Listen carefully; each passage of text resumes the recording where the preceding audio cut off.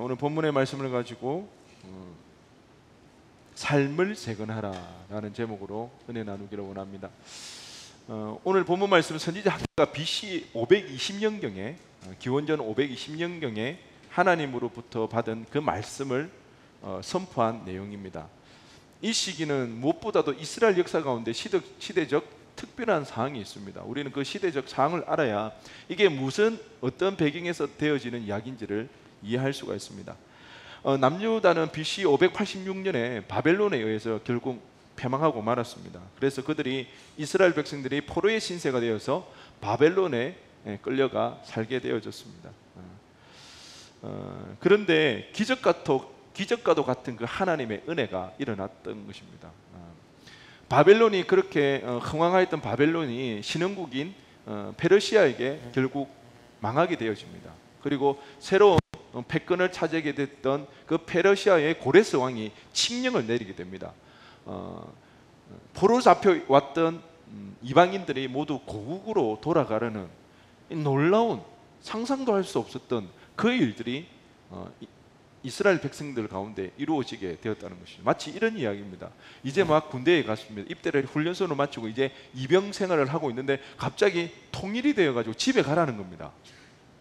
상상도 할 수 없었고 예상치도 못했던 그 일들이 너무나도 갑작스럽게 일어났다는 것이죠. 바로 남유다 백성들에게 그 일이 일어났습니다. 상상할 수 없었습니다. 기대하지도 않았습니다. 그런데 어느 날 고국으로 돌아가려는 놀라운 일들이 일어났습니다. 하나님의 역사하심과 하나님의 기적이 없이는 도대체 되어질 수 없는 그 일들이 일어나게 되었다는 것이죠. 그래서 그들은 꿈에 부풀었습니다. 왜요? 이 일 뒤에는 하나님이 계시기 때문에, 하나님께서 이루어 주신 일이기 때문에 그들은 꿈에 부풀어서 자신의 고향으로 되돌아갔을 때 하나님께서 어떠한 세상을 이루어 놓으셨을까, 그런 꿈에 부푼 마음으로 기대감을 가지고 고국으로 돌아가게 되었던 것입니다. 그래서 그들은 제일 먼저 예루살렘으로 돌아와서 예배드렸습니다. 포로로 잡혀갔을 때 그 하나님 앞에 제사드리지 못했던 그들이 하나님 앞에 제사드리며 나아갑니다. 아침과 저녁으로 번제의 제물을 드리며 나아갑니다. 그리고 초막절을 지키며 그렇게 나아갑니다. 뿐만 아니라 이제 회파되었던 그 성전, 하나님의 임재의 상징인 그 성전을 재건하는 그 일에 힘을 모았습니다. 그런데 이 일에 사마리아 사람들도 동참하기를 원했습니다. 남유다 지역 위쪽에 있는 그 사마리아 지역에 사는 사람, 그런데요, 유대 지도자들이 그 사마리아 사람들의 동참하는 일을 막아버렸습니다. 왠관이 이방민족과 결혼을 하게 돼서 혼혈민족이 되어졌던 그 사마리아 사람들과는 더 이상 교류할 수 없다는 그 유대인들의 믿음이 있었기에 그들의 도움을 거절하며 나아갔다는 것입니다. 이 일로 인해서 사마리아 사람들은 유대 백성들이, 남유다 백성들이 성전을 재건하고 성전을 건축하는 일을 계속해서 방해를 해왔습니다. 처음에는 호기롭게 성전 건축을 위하여, 재건을 위하여서 그들이 힘을 모으고 애를 썼지만 사마리아인들의 방해로 인해서 그 일이 쉽게 되어지지 않았습니다. 이뿐만 아니라 뜻하지 아니하게 어려 척박한 환경 속에서 그들의 삶을 살아가는 일이 결코 만만하지가 않았다는 것입니다. 기대감으로 꿈에 부푼 마음을 가지고 고국으로 되돌아왔습니다. 하나님이 기적이 아니고선 도저히 일어날 수 없는 일이 그들 가운데 일어났다는 것입니다. 이것은 마치 애굽의 노예로 살아가고 있던 이스라엘 백성들을 하나님께서 출애굽시켜 주셨던 그 놀라운 역사와 비견되어지는 일입니다. 제2의 출애굽 사건과 다를 바가 없었다는 것이죠. 그래서 그들은 이제는 예루살렘에 돌아가서 살아가게 될 때에 하나님께서 놀라운 이적과 기적을 통하여 그들을 지켜주실 거라는 그런 기대를 하게 되어졌다는 것입니다. 그런데 현실은 그들의 생각과 그들의 기대와 그들의 꿈과는 정반대로 흘러가고 있었다는 것입니다. 그들이 포로로 끌려가고 나서 그 남은 땅, 그 유대 땅은 근 50년이 비어져 있었습니다. 아무도 살지가 않았습니다. 그 50년이 비어진, 버려진 그 땅은 이미도 벌써 황폐하여졌다는 것입니다. 고국으로 돌아온 이스라엘 백성들이 그 황폐하여진 그 땅에서 새로운 삶의 터전을 개간해야 됐습니다. 맨 땅에 헤딩하는 격이었습니다. 자기들이 살 집도 없었다는 것입니다. 그런 상황이 그들에게 있었다는 것이죠.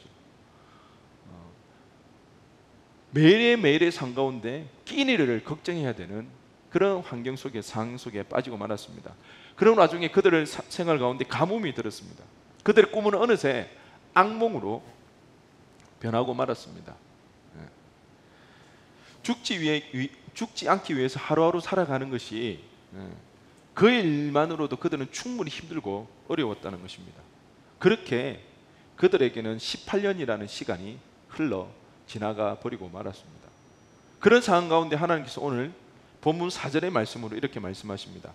이 성전이 황폐하였거늘 너희가 이때에 판벽한 집에 거주하는 것이 옳으냐. 하나님의 임재의 상징인 그 성전은 여전히 황폐하여져 있는데 너희들은 이 판벽한 집에 사는 것이 맞냐 이렇게 물어보십니다.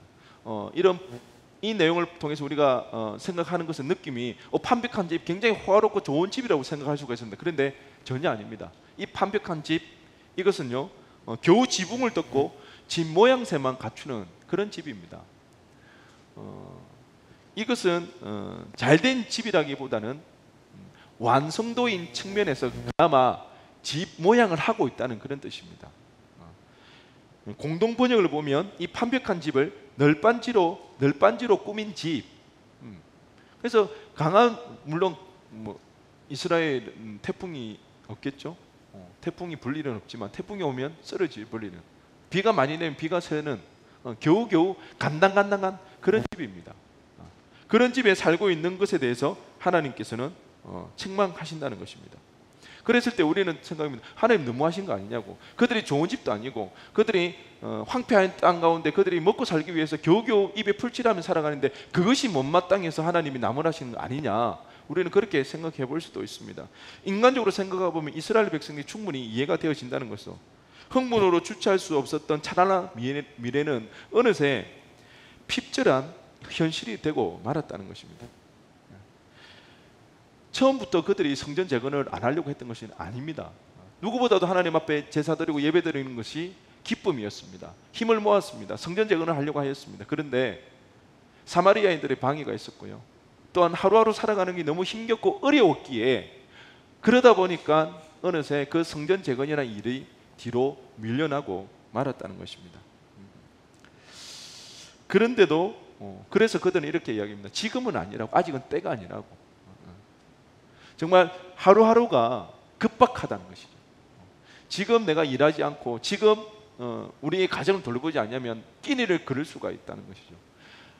가족의 끼니를 책임지지 않고 성전을 재건하는 그 일에 우리가 노동을 쓰면 굶을 수도 있다는 그런 상황이라는 거죠. 그래서 그들은 지금은 아니라고 그렇게 하나님에게 이야기를 했습니다. 그럼에도 불구하고 하나님은 뭐라고 말씀하십니까? 아니라는 것입니다. 단호하게 아니라고 그러십니다. 지금이라는 것입니다.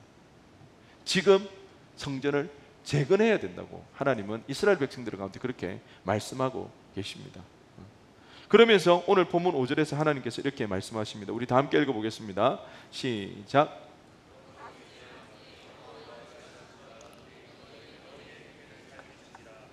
7절에 또한 이 말씀이 있습니다. 시작.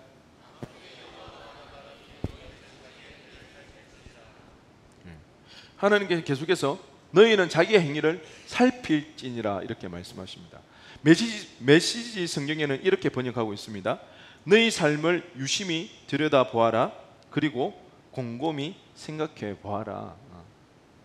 지난 18년의 그 시간들, 그 생활들을 되돌아보라는 것입니다. 생각해 보라는 것입니다. 척박한 환경 속에서 너무 정신없이 살아왔습니다. 그게 최선이라고 생각했습니다. 그런데 그때 하나님께서는 모든 일들을 내려놓고 자신의 삶을 한번 되돌아보라고, 그리고 그 생활들을 곰곰이 한번 생각해 보라고 말씀하십니다. 그러면서 지금 왜 너희들이 이렇게 어려움을 계속해서 겪고 있냐고, 왜 너희들에게 이런 가뭄이 있고 한계가 있어가지고 이렇게 힘드냐고, 그 이유에 대해서 오늘 본문 6절과 9절, 10절에서 이렇게 말씀해 주고 있습니다. 우리 다 함께 한번 읽어보겠습니다. 시작.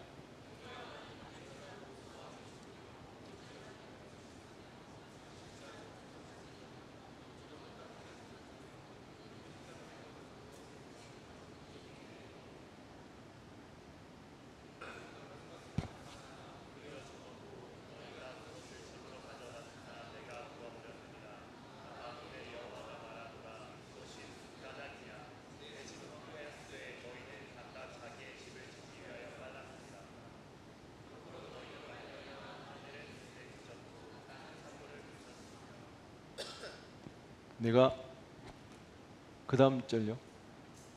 없나요? 11절은 있습니다. 내가 이 땅과 산과 곡물과 새 포도주와 기름과 땅의 모든 소산과 사람과 가축과 손으로 수고하는 모든 일에 한재를 들게 하였느니라. 무슨 말입니까? 열심히 노력했는데 수확이 적었다는 것입니다. 배부르거나 흡족하지가 않았습니다.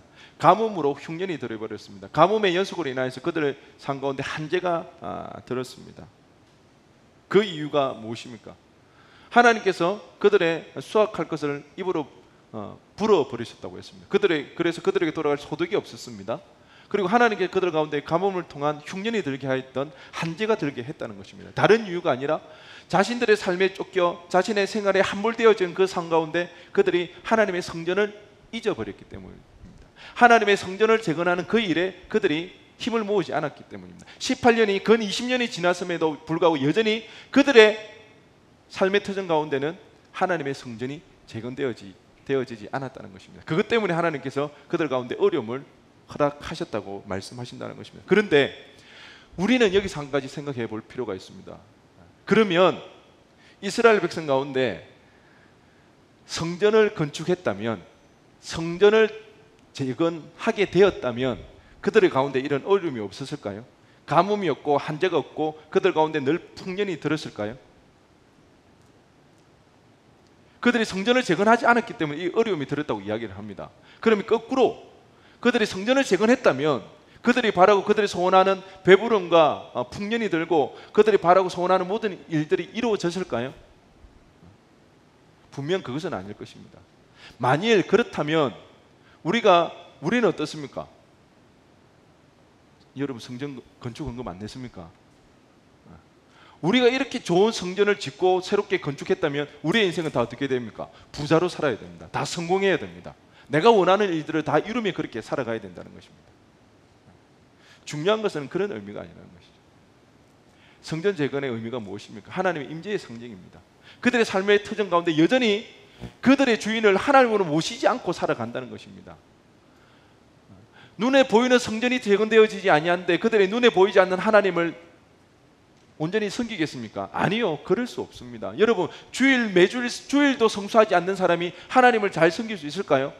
그럴 수 없다는 것입니다. 성전 재건의 의미는 하나님의 임재의 상징이 그들 삶 가운데 드러나는 것입니다. 그래서 그들의 삶의 순간순간 하나님을 주인으로 모시고 하나님을 따라 살아가는 것입니다. 근데 그 일이 이루어지지 않았을 때에 이스라엘 백성의 20년의 삶 가운데 하나님을 주인으로 모시고 살아가는 일들이 있었겠습니까? 전혀 없었다는 것입니다. 하나님은 그 말씀을 하신다는 것입니다. 그리고 여러분 한번 생각해 보십시오. 그들 가운데 가뭄과 그들 가운데 이 흉년이 일반적으로는 들지 않겠습니까? 언제나 인간의 역사 가운데는 그런 가뭄과 그런 한재가 들기 마련입니다. 그런데 그들 가운데 그 가뭄과 그 한재가 더욱더 힘들고 어려운 이유가 있다는 것입니다. 지금 어떤 상황에 들어져 있습니까? 그들이 하나님 앞에 징계를 받아 그들이 포로로 잡혀갔습니다. 그리고 그들이 살아왔던 그 남유다 예루살렘 땅이 50년간 비어져 있는 땅이 되었습니다. 사람이 살지 않는 땅이 되었습니다. 그래서 새롭게 삶의 틀전을 일구기 위하여서 개간을 하다 보니까 그때 가뭄이 들면 어떻습니까? 평상시에 수확이 있고 평상시 계속해서 살아왔던 땅이었으면 한두 번 가뭄이 든다고 해서 물론 어려움이 있겠지만 그렇게 힘들고 그렇게 어렵지는 않을 것이라는 것입니다. 그런데 50년간 비어있던 그 땅 가운데 새롭게 개간을 하고 새롭게 살려고 하는 삶의 터전을 만드는 그 가운데 가뭄이 들고 어려움이 찾아오니까 그들에게는 배 이상으로 힘들고 어려운 일들이 일어났다는 것입니다. 이스라엘 백성 가운데 무엇보다도 하나님께서 이렇게 말씀하신 그 이유에 대해서 우리가 그 뜻을, 그 의미를 바로 이해하기 위해서는 지금 이스라엘 백성들이 어떠한 위치에 놓여져 있는지, 어떠한 역사적 상황 가운데 놓여져 있는 것을 이해해야 한다는 것입니다. 그들은 하나님 앞에 징계를 받았습니다. 이스라엘 백성들은 결코 자신의 땅은 남유다는 멸망하지 않을 거라 생각했습니다. 왜요? 하나님 절대 그럴 수가 없다는 것이죠. 자기들이 믿는 하나님은 이 세상의 주인이십니다. 이 세상이 참된 신이십니다. 그런데 그 하나님을 믿는 그 나라가 멸망하게 되면 하나님 스스로가 어떻게 되어집니까? 당신 스스로가 자기를 부인하는 그 일들이 일어난다는 것입니다. 내가 참된 신이 아니라고, 그렇게 말하는 것과 같아지게 되는 것입니다. 그래서 이스라엘 백성은 결코 자신의 나라들이 망하지 않을 거라 생각했습니다. 그런데 하나님은 어떻습니까? 그렇지 않다는 것이죠. 하나님은 누누이 이야기했습니다. 하나님이 이 백성을 나를 찬양하기 위해서 나에게 예배드리기 위하여 만들었다고 하였음에도 불구하고 내 앞에서 찬양의 소리를 거치라고 이야기합니다. 더 이상 나에게 제사를 드리지 말라고 합니다. 왜 그렇습니까? 하나님 앞에 제사는 굉장히 성당에 드립니다. 굉장히 축제로 드려집니다. 온 사람들이 정결한 모습으로 그렇게 하나님 앞에 예배를 드립니다. 그런데 그들의 삶은 어떻습니까? 그들의 삶 가운데 자기 배를 불리기 위해서 온갖 폭력과 온갖 불법이 성행해진다는 것입니다. 하나님은 그런 가식적이고 외식적인 그 예배에 대해서 철저하게 하나님께서는 말씀하셨다는 것입니다. 여러 선지자를 통해서 너희들이 주께로 돌아오라고, 온전히 하나님을 믿으라고. 그런데 그들은 하나님 우상 섬기듯이 그렇게 섬겼다는 것이죠. 어디? 제사 드릴 때만 있고, 우리가 드리는 그 제사 드리는 것만 받아 먹고, 그러면 하나님께서 자기를 지켜줄 거라고 그렇게 하나님을 무시하면서 우상처럼 그렇게 하나님을 대했다는 것입니다. 결국 하나님은 여러 선지자를 통해서 경고하시고 마침내 이스라엘 남유다를 패망시키는 일들이 일어났다는 것입니다. 지금 이스라엘 백성은 무엇 가운데 있습니까? 징계받는 가운데, 하나님으로부터 심판받는 가운데 있었다는 것입니다. 그런데 여기에서 하나님의 은혜가 있다는 것입니다. 여기에서 하나님의 긍휼하심이 있다는 것입니다. 하나님은 심판받고 징계받았던 그 남유다 백성들을 다시 뭐 하십니까? 회복시킨다는 것입니다. 그들을 하나님의 때에 그 포로된 그 상황 가운데서 다시 고국으로 되돌리시는 놀라운 일들을 일으켰었다는 것입니다. 이 사람이 생각할 수 없고 사람이 상상할 수 없는 그 방법으로 하나님께서는 이스라엘 백성을 다시 한번 자신의 땅으로 되돌리고 있다는 것입니다. 그 과정 가운데 회복되어지는 그 기간 가운데 들어있기 때문에 여전히 어려움이 있을 수밖에 없다는 것입니다. 그러기에 그 힘들고 어려운 상황 가운데서도 하나님 뭐라고 말씀하십니까? 내가 다시 한번 너희들의 하나님이 되어주겠다고. 그렇기 때문에 성전을 재건하라고 그렇게 이야기를 하는 것입니다. 하나님은 더 원대한 계획이 있습니다. 이스라엘 백성들을 다시 회복시킬 뿐만 아니라 그 일을 통해서 어떻게 합니까? 종국에는 열방 가운데 하나님의 나라를 이루고 복음을 전파해야 되는 그 계획이 있으시다는 것입니다. 이스라엘 백성이 참으로 뉘우쳐서 이스라엘 백성이 이제는 하나님의 마음에 들어서 아니요, 하나님의 구원 계획 속에서 또한 하나님의 은혜로 이스라엘 백성을 불쌍히 여기시고 그들의 나라로 다시 돌이키셨다는 것입니다. 그랬을 때 그들이 다시 한번 하나님의 성전을 재건하고 하나님을 의지하고 하나님을 믿으며 나갈 때에 뭐가 되어집니까?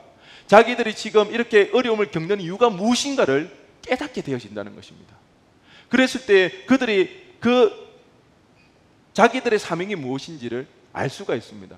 지금 우리 하나님께서 징계하시고 심판하셨던 이스라엘 백성을 다시 한번 회복시키는 이 과정 속에 있기 때문에 여전히 어려움이 있을 수가 있다. 그런데 우리가 이것을 잘 지키고 이건 나갈 때에 마침내 다시 한번 이전의 영광이 이 이스라엘 가운데 임하게 될 것이라는 그 사실을, 하나님의 그 계획하심을 깨달을 수가 있다는 것입니다.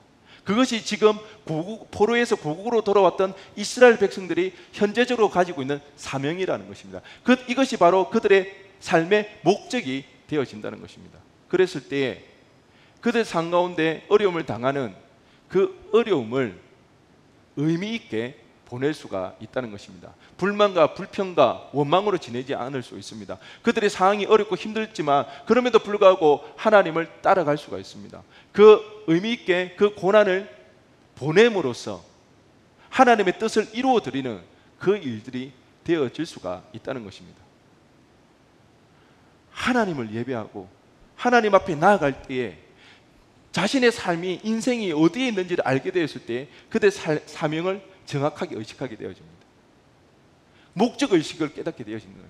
그랬을 때 그 고난을 참아낼 수 있는 힘이, 동기부여가 되어집니다. 그때에 비로소 어떻게 되어집니까? 자기 헌신, 자기 포기가 일어날 수가 있습니다. 사람은 똑같습니다. 힘들고 어려우면 어떻게 됩니까? 그 상황에서 벗어나려고 합니다. 그러다 보면 그 사람들은 그 환경에 함몰되어지고 맙니다. 끊임없이 그 환경을 타개하기 위해서 다양한 방법을 애쓰고 노력하게 되어진다는 것입니다. 그러면 중요한 것은 결국 하나님의 의미를 알지 못한 채 그렇게 살아가는 인생이 되고 만다는 것입니다. 하나님은 그 이야기를 하고 있습니다. 학계 선지자를 통해 이스라엘 백성 가운데 지금 그 이야기를 하고 있다는 것입니다. 너희들이 힘들고 어려운 거 안다. 그럼에도 불구하고 성전을 재건해야 되는 그 이유를 너희들이 깨달아야 된다는 것입니다. 단순하게 포로에서 귀환시켜서 해방시켜서 다시 고국으로 돌아가게 했던 그 이유, 그것으로 끝나지 않는다는 것입니다. 다시 한번 이스라엘을 회복시키고 하나님의 나라로 온전히 세우기를 원하신다는 그 하나님의 뜻을 알아야 된다는 것입니다. 그러기 위해서는 하나님을 주인을 모시고 살아가는 그 일들이 일어나야 된다는 것이죠. 그랬을 때에 그들에게 주어진 그 어려움들, 그 고난들을 견뎌내고 있고 참아낼 수가 있다고. 그래서 학개 선지자는 이스라엘 백성들을 향해서 성전을 재건해야 된다고 그렇게 말씀하고 있다는 것입니다. 믿음의 사람들은 다 똑같습니다. 히브리서 11장 13절에는 이렇게 이야기하고 있습니다. 이 사람들은 다 믿음을 따라 죽었으며 약속을 받지 못하였으되 그것들을 멀리서 보고 환영하며 또 땅에서는 외국인과 나그네임을 증언하였으니. 그렇습니다. 믿음의 사람들은 하나님을 바라보고 살았기에 그들의 삶 속에 하나님의 역사하심을 보지 못한다 할지라도 믿음으로 그 길을 걸어가야 했다는 것입니다. 그래야 세대를 넘어 하나님의 계획하심, 하나님의 구원의 계획이 온전히 성취되어질 수가 있다는 것입니다. 우리 삶 가운데 그 결과를 보지 못할 수도 있습니다. 하지만 우리는 누구에게 인정받습니까? 하나님 앞에 인정받습니다. 우리의 수고와 우리의 헌신을 누가 인정해 주십니까? 하나님이 기억해 주시고 하늘에 우리의 상급이 쌓여지게 된다는 것입니다. 믿음의 여정은 다 이와 같습니다. 지금 우리가 서 있는 이 상황 또한 구원의 역사적인 상황 아래에서 바라보아야 됩니다. 예수님의 죽으심과 부활로 우리에게 하나님의 나라가 허락되었습니다. 우리가 뭐를 생각하든 그 이상으로 하나님의 나라는 완벽합니다. 부족함이 없습니다. 우리에게 만족을 줍니다. 그런데 문제는 무엇입니까? 현실이 그렇지가 않다는 거죠. 지금 그렇지가 않다는 것입니다. 그런데 구원이 하나님의 나라가 이미 우리에게 임하였지만 아직 완성은 되어지지 않았습니다. 이것이 신학적으로 굉장히 유명한 이야기인데요. 이미와 아직의 중간 상태에 우리가 끼어 있다는 것입니다. 우리 예수님이 재림하실 때 그 완벽한 나라, 우리가 생각하는 그 모든 것 이상의 완벽한 그 나라가 이루어지게 될 것입니다. 우리는 그 사이에 끼어 있는 그 삶을 살아가고 있습니다. 그래서 어려움이 있을 수가 있습니다. 고난이 있을 수가 있습니다. 이 사실을 우리가 깨달을 때에 우리는 이 고난과 이 어려움을 올바로 이해할 수가 있습니다. 그 사실을 우리가 온전히 깨달을 때에 세상의 성공에, 세상의 물질에, 세상의 명예에, 권력에 넘어가지 아니하고 우리 스스로가 이 힘들고 어려운 이 좁은 길을 걸어갈 수가 있다는 것입니다. 이것이 바로 완전하게 이루어지기 전 하나님의 나라를 소망하고 기대하는 사람들이 걸어가야 할 그 길이라는 것입니다. 우리의 사명은 여기에 있습니다. 아직은 완전해지지 않은 그 하나님의 나라, 그렇지만 주님이 재림하실 그때까지 그 하나님의 나라를 소망하며 하나님의 구원의 그 대파노라마가 여전히 온전히 이루어지기 위하여서 우리의 삶을 내어드려야 되는 것입니다. 우리의 삶의 목적, 우리의 사명이 바로 여기에 있다는 것입니다. 이 사실을 온전히 깨달아야 됩니다. 그래야 여러분들이 뭐가 되어집니까? 헌신할 수 있습니다. 그 고난을, 그 어려운 시기들을 의미 있게 보낼 수가 있다는 것입니다. 그러지 않고서는 매일 왜 이렇게 힘들지? 왜 이렇게 어렵지? 그리고 그 어려움과 그 힘듦을 타개하기 위해서 계속해서 벗어나기 위해서 그 일에 평생을 바치고 그 시간들을 허비하고 만다는 것입니다. 그렇다고 우리가 아무리 발버둥 친다고 해서 그 어려운 상황에서 그 고통에서 벗어날 수 있습니까? 해방할 수 있습니까? 아니요. 힘은 힘대로 들고 고생은 고생대로 하게 되어지는 것입니다. 그렇기에 우리는 하나님을 온전히 예배해야 됩니다. 우리 삶의 환경 속에서 늘 우리를 유혹해오고 우리를 잠식해오고 세상의 평안함과 세상의 성공을 쫓아가려고 하는 우리의 본성을 제거하고 제어하기 위해서는 우리가 온전히 하나님을 예배하며 하나님을 섬겨야 합니다. 그래서 이 예배 시간을 통하여서 우리의 심령이, 우리의 물들어진, 변질되어진 우리의 마음들이 회복하며 나가는 그 일들이 일어나야 된다는 것입니다. 그런데 문제가 예배드리기 가장 좋은 때입니까? 언제쯤이면 우리에게 예배드리기 가장 좋은 환경과 상황이 주어지겠습니까? 그런 일은 절대 없습니다. 조금 더 있으면 취업을 하면 결혼을 하게 되면 아니요. 절대 그렇게 되어질 수가 없습니다. 하나님은 오늘 우리에게 말씀하십니다. 여러분의 삶을 되돌아보라고 말입니다. 여러분의 삶을 한번 곰곰이 생각해 보라고 말씀하십니다. 하나님을 주인으로 모시고 살아간다고 말하면서 얼마만큼 여러분의 삶의 우선순위에 하나님을 두고 살았는지, 여러 청년들을 제가 만나서 상담을 합니다. 하나님이 느껴지지 않고 하나님을 내가 알 수가 없다고, 하나님 믿어지지 않는다고. 그래서 제가 물어봅니다. 그러면 네가 여태까지 신앙생활을 하면서 하나님 말씀을 제대로 한번 본 적이 있냐고, 계속해서 꾸준히 기도하면서 하나님을 찾아본 적이 있냐고. 대부분이 없습니다. 하나님이 믿어지지 않는다고 말하면서도 하나님을 믿기 위해서 그들이 수고한 것은 하나도 없다는 것입니다. 수십 년간 신앙생활을 해오면서도 말씀 하나 제대로 공부해 본 적이 없습니다. 연구해 본 적이 없습니다. 기도를 그렇게 시간을 내놓고 꾸준히 하나님 앞에 기도하며 나가본 적이 없습니다. 그러니 당연히 하나님을 느낄 수가 없죠. 하나님을 경험할 수가 없죠. 그러니 믿음이 생겨날 리가 없다는 것입니다. 하나님은 지금이라고 말씀하십니다. 여러분의 삶의 우선순위에 하나님을 가장 먼저 두라고, 그것을 지금이라고 말씀하십니다. 하나님, 지금은 아니라고. 지금은 제가 취업 준비해야 된다고. 지금은 결혼 준비해야 된다고. 지금은 돈을 좀 모아야 된다고. 하나님, 지금은 아니라고. 여러분, 그래도 여러분이 힘들고 어려울 때는 어떻게 합니까? 때로는 너무 힘이 들고 어려워가지고 숨이 턱턱 막힐 때는 어떻게 합니까? 그래도 성전에 나와서 기도합니다. 근데 삶이 조금 편안해지고 나아지면 어떻습니까? 그것조차도 안 하게 됩니다. 지금 안 하면 평생에 기도하거나 예배할 일이 없습니다. 지금 해야 됩니다. 지금 하며 나아가야 된다는 것입니다. 하나님은 오늘 본문 8절에서 이렇게 말씀하십니다. 너희는 산에 올라가서 나무를 가져다가 성전을 건축하라. 그리하면 내가 그곳으로 말미암아 기뻐하고 또 영광을 얻으리라. 여호와가 말하였느니라. 지금 산에 올라가서 나무를 가져다 성전을 건축하라 하시는 것입니다.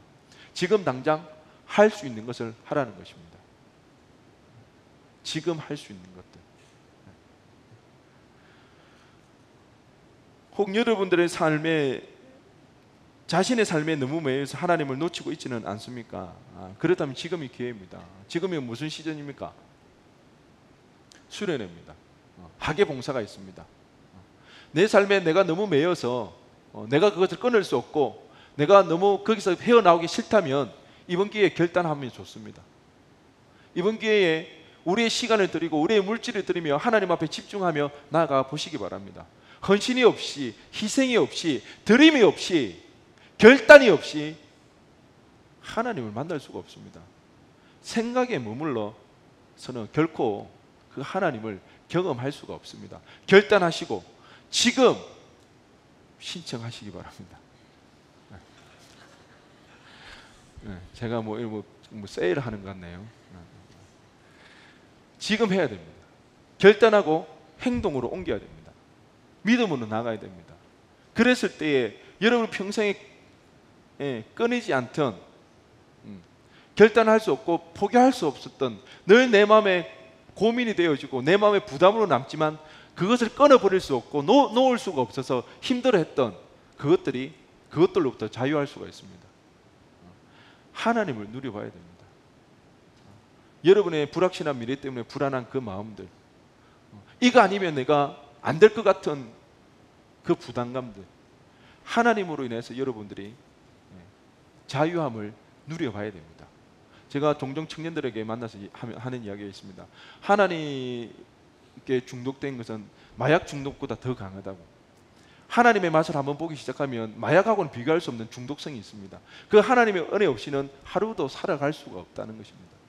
그 하나님을 체험해야 됩니다. 경험해야 됩니다. 그때가 언제라고요? 언제라고요? Right now. 신청하시기 바랍니다.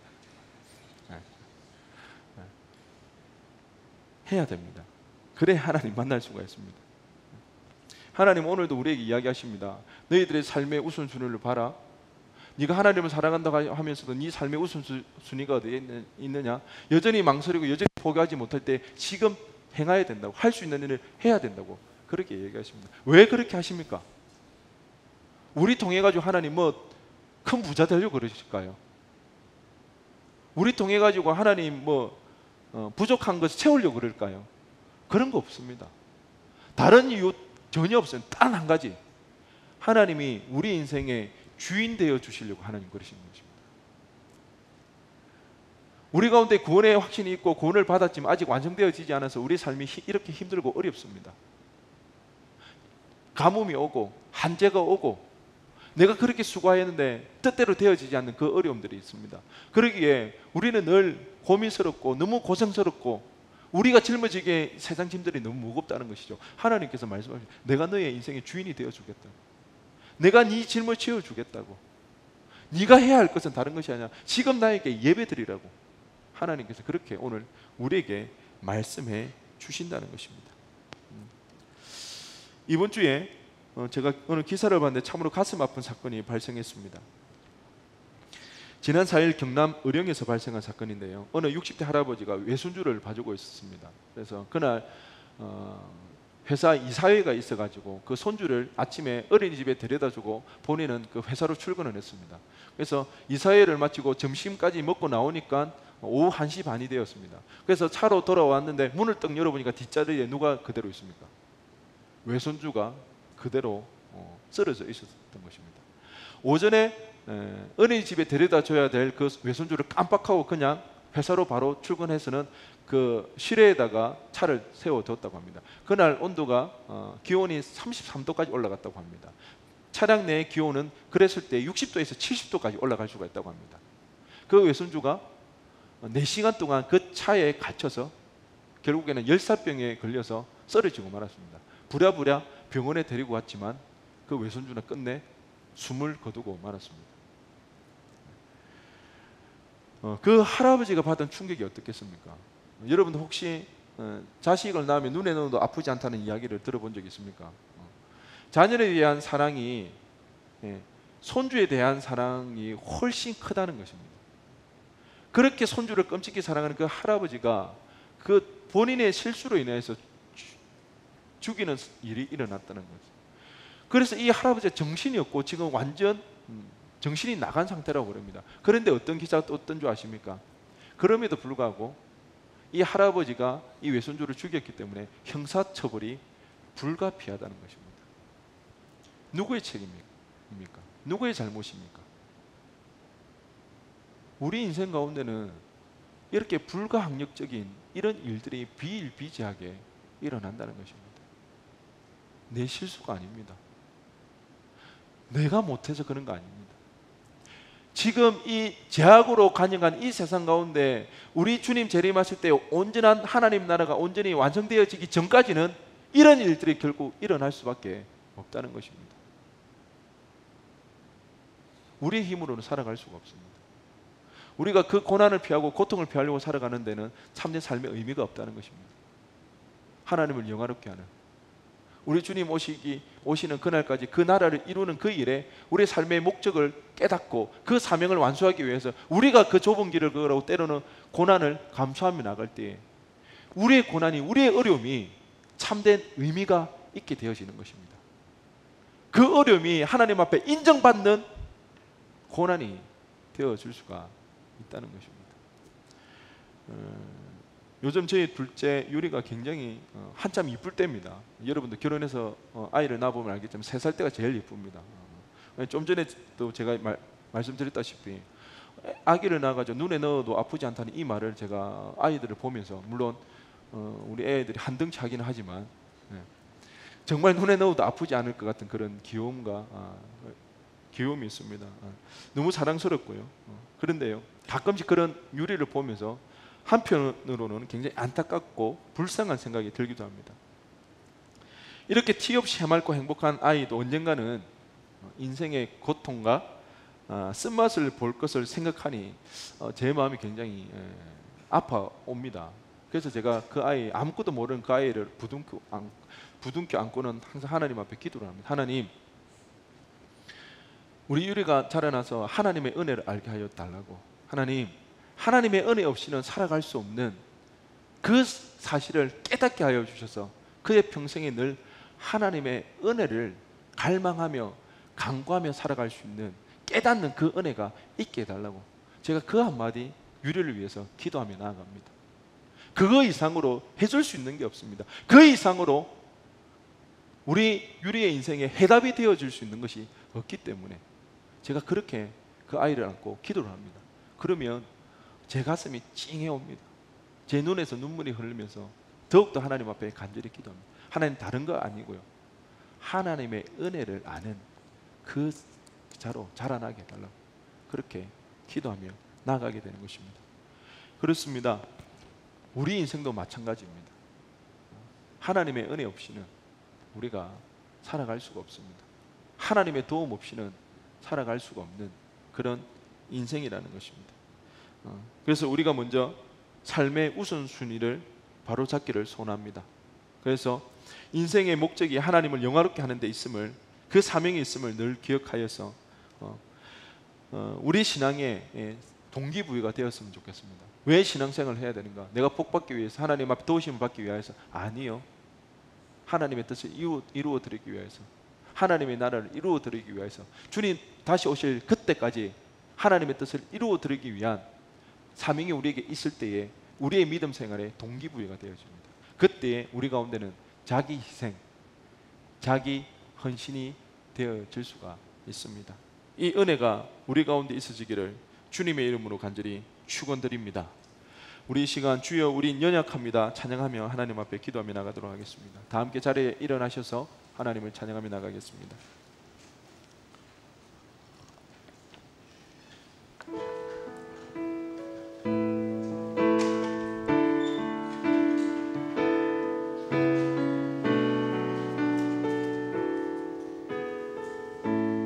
주여 우린 연약합니다. 주여 우린 연약합니다. 우린 오늘을 힘겨워합니다.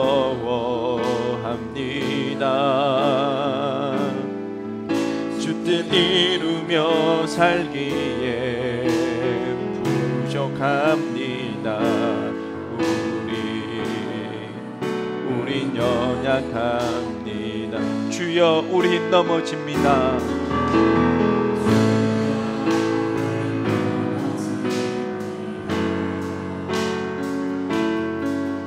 오늘 하루 또 실수합니다.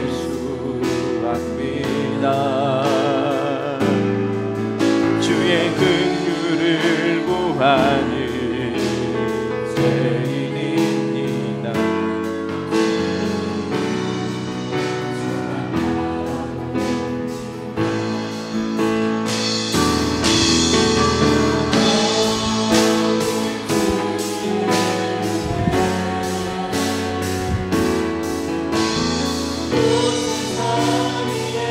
넘칩니다. 가릴 수 없는 주 영광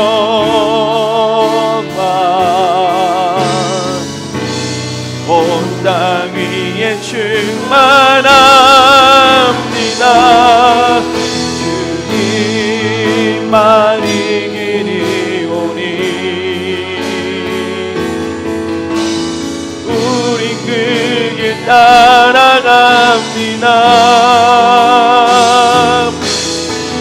그날에 우리를 이루신 주는 한없는 주님의 은혜, 한없는 주님의 은혜 온 세상 위에 넘칩니다. 가릴 수 없는 주 영광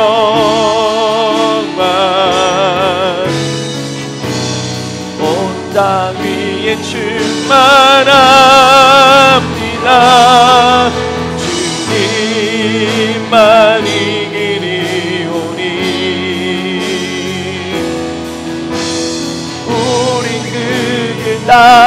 나갑니다. 그날에 우리를 이루신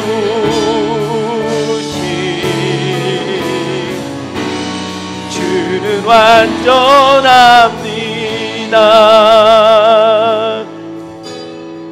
그렇습니다. 우리 삶에는 누구에게나 어려움이 있습니다. 고난이 있습니다. 그런데 그 고난과 그 어려움을 벗어나기 위해서 우리의 사명을 잊어버리고 그 고난의 이유에 대해서 놓쳐버려서 우리의 삶의 우선순위가 뒤죽박죽 되어져 있는 것은 아니신지요?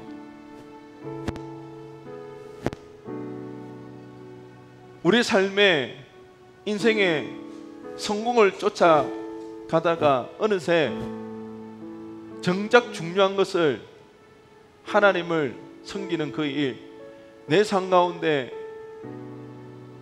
하나님의 성전을 재건하는 그 일에 실패하고 있는 우리의 삶은 아니신지요? 우리가 이 시간 기도하며 나가기를 소원합니다. 하나님, 하나님의 도움 없이는, 하나님의 은혜 없이는 살아갈 수 없는 우리의 인생임을 하나님 앞에 다시 한번 고백하며 나아갑니다. 그 사실을 깨닫는 은혜가 우리 가운데 있어지게 하여 주옵소서. 하나님, 우리의 삶의 순서를 이제는 온전히 바로 세우기를 원합니다. 하나님 온전히 예배하며 하나님을 쫓으며 나아갈 때에 하나님, 우리 삶이 의미 있게 하여 주옵시고 하나님의 뜻을 이루어드는 인생 되어지게 하여 주셔서 하나님을 인하여서 우리 삶 가운데 기쁨을 누리고 참된 평안을 누리며 살아갈 수 있는 은혜가 우리 삶 가운데 있어지게 해달라고 이 시간 주님의 이름 한번 부르짖고 간절히 기도하며 나갑니다. 주여, 아버지 하나님 참으로 감사드립니다. 하나님 우리 아버지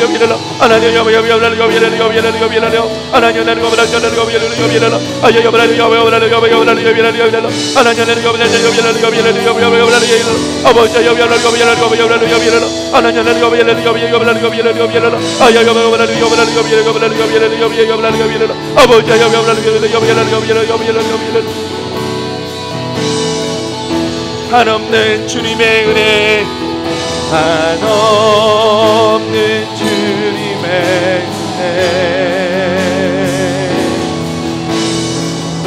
세상 위에 넘칩니다. 가릴 수 없는 주 영광,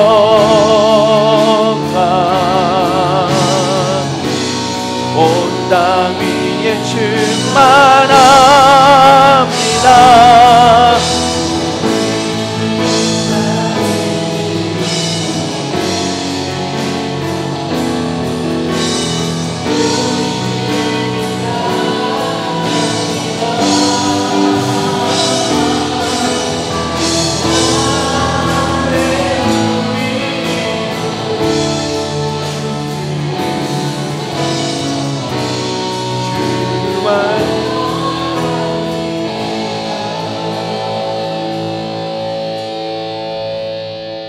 하나님께서 오늘 우리에게 말씀하십니다. 지금이라고, 지금 우리의 삶을 되돌아보라고, 지금 결단하고 지금 행하라고 말씀하십니다. 우리의 삶의 우선순위를 다시 정비하라고 말씀하십니다. 지금 예배의 자리에 나오라고, 지금 세상의 것들을 내려놓고 하나님을 온전히 바라보라고 그렇게 말씀하십니다. 내가 너의 인생의 주인이 되어 주겠나라고, 네 힘으로 살아낼 수 없는 그 인생에 내가 주인이 되어 주겠노라고 하나님 말씀하고 계십니다. 하나님이 주인 되는 인생을 살아갈 때에 우리의 참된 사명을 완수할 수가 있습니다. 우리의 인생의 참된 삶의 목적을 깨닫고 그 길을 나아갈 수가 있는 것입니다. 하나님, 그 하나님의 말씀에 순종하여 오늘 우리가 다시 한번 결단하며 나아갑니다. 우리 삶 가운데 얽히고 섞였던 것들을 다 내려놓고 하나님을 내 인생의 주인으로 다시 한번 모시고 삶의 우선순위를 정하고 하나님, 끊을 버릴 것 끊고 하나님만을 온전히 주인으로 모시겠다고 결단하며 나가는 당신의 사랑하는 자녀들 하나님 기억하여 주셔서 그들의 인생 한 명 한 명 가운데 하나님께서 친히 주인 되어 주옵소서. 그들을 통하여 하나님의 뜻을 이루어 주옵시고 그들의 삶을 통하여 우리의 삶을 통하여 하나님 나라가 온전히 이루어지게 하여 주옵소서. 오늘도 아버지 하나님 빈손으로 나오지 않냐고 하나님 앞에 예물 드리며 나갑니다. 이 예물을 기뻐 받아 주옵시고 이 예물이 쓰이는 곳곳마다 하나님의 나라가 전파되어지게 하여 주옵시고 하나님 나라가 임하게 하여 주옵시고 잃어버린 영혼들이 주께로 돌아오는 놀라운 일들이 일어나게 하여 주옵소서. 우리 평생에 하나님을 기뻐하며 하나님을 예배하며 하나님의 영광이 드러나는 우리의 인생 되게 하여 주옵소서. 감사드리며 예수 그리스도의 이름으로 기도드리옵나이다. 아멘.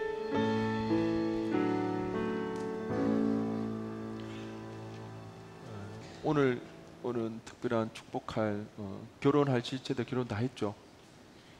더 이상 결혼할 군대 갈 친구들도 아마 다 갔나요? 네, 그런 것 같습니다. 그럼 이 시간 바로 광고하도록 하겠습니다.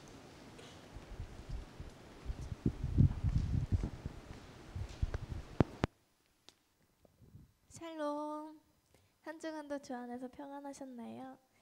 네, 저희 저번 주랑 이번 주에 이어서 바자회 2차 오늘 잘 끝났는데 많은 지체 여러분 함께 모여주셔서 한마음 한뜻으로 수고해 주셔서 너무나 감사합니다.